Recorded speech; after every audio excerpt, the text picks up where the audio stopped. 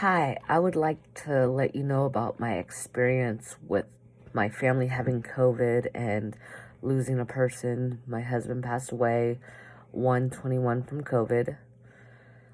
He was in the hospital since the 3rd of January. He got sick on the 29th of December. I called my work, told him, hey, my husband's testing for COVID. I'm not coming in. So when I did that, just focused on isolation and taking care of my husband. My mother-in-law got sick, my brother-in-law got sick, and I got sick.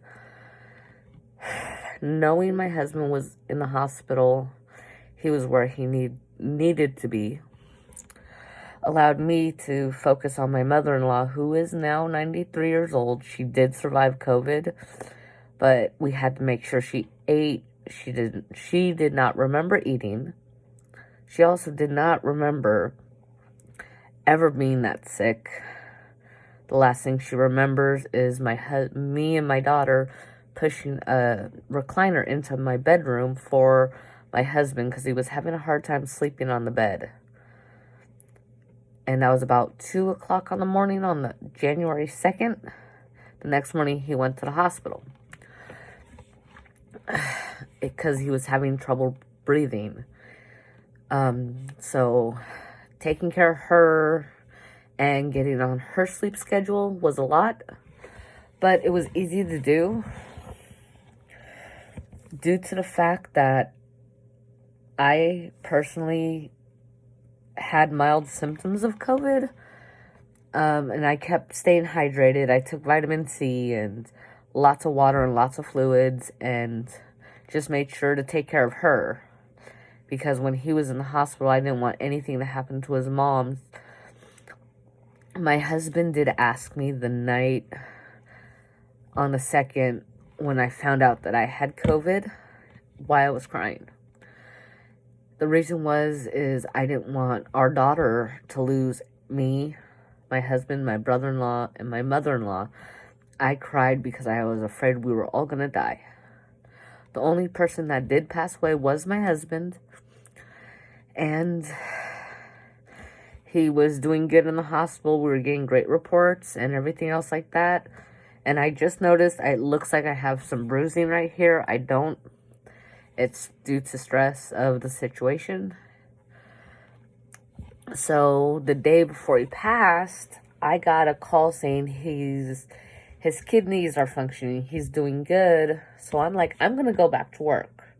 So that day I went up, said put me on the schedule for next week. I only wanted to work like Saturday, Monday, Wednesdays, just to keep the days separated so it wasn't too much, because I was still having some issues with being a little tired from having COVID and taking care of everyone else. My daughter also took care of me and my mother-in-law and my brother-in-law.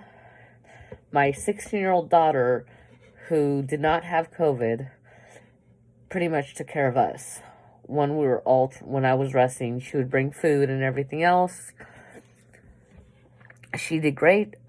The next day, we got the phone call that you need to come to the hospital now. He's not going to make it. And I just told my brother-in-law and this is on January 22nd, so let's go. Let's get in the car. So me, my brother-in-law, and my sister and my daughter went down. I called my sister-in-law and told her what was going on so she could come up and be with their mom. And we were at the hospital. They allowed us to go up, and they gowned us up when we went in. And they said that his heart wasn't working. His kidneys were failing. We stood there for an hour just talking to him and letting him know we were there. He did have a ventilator. He did not speak back to us, but I noticed when we talked to him, his oxygen seemed to be pretty stable. So I was hoping there was a chance that he would fight. We kept telling him to fight. then his heart did stop. That was at 6:55 that night. At 7:15, I took my daughter to the car because my brother-in-law was waiting down there for us,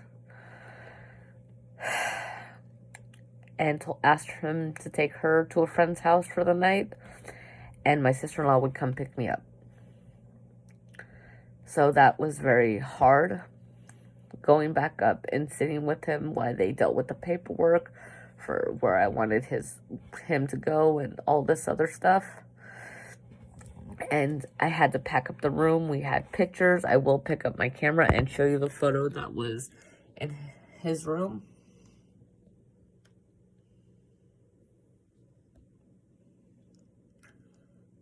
So, if I can. Well, I'm going to turn my camera around. It's this one right here of us on a trip on our 10-year wedding anniversary. Sorry about that. So,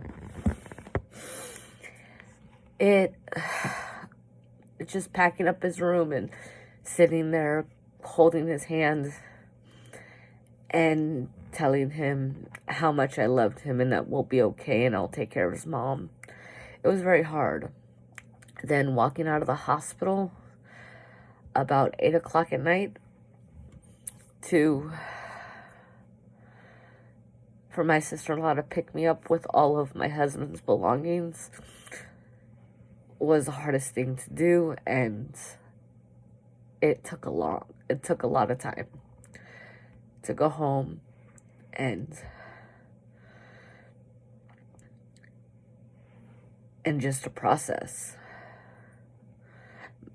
I was devastated, and now it's been 40 some odd days. So it's been a lot. I've had some very good days, positive days, and a couple of days. The past 2 days have been kind of stressful. Today is March 10th, 2021. So it's been a lot to deal with. So I'm doing good. I'm hoping to go back to work soon and everything else. So I'm hoping to very soon. So I will definitely talk to you guys later. Thank you for watching. Like, comment, and subscribe. And please share this video. It will help out my channel a lot. And let me know what else you guys would like to see.